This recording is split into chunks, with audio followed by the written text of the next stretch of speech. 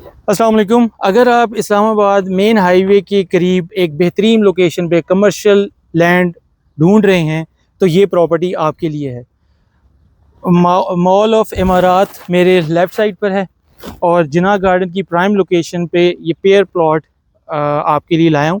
आए आपको इसका एक 360 दिखाता हूँ।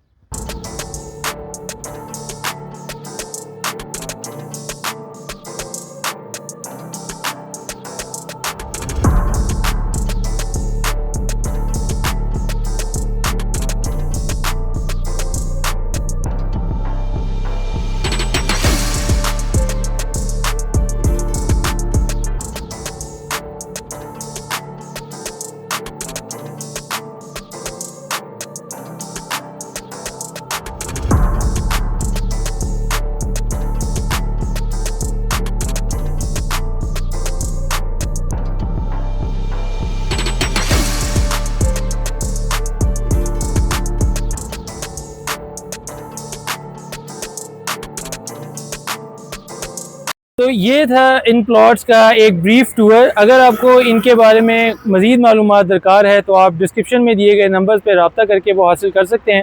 अपना और अपने प्यारों का बहुत ख्याल रखें। मुझे अपनी दुआओं में याद रखें। अस्सलामु अलैकुम।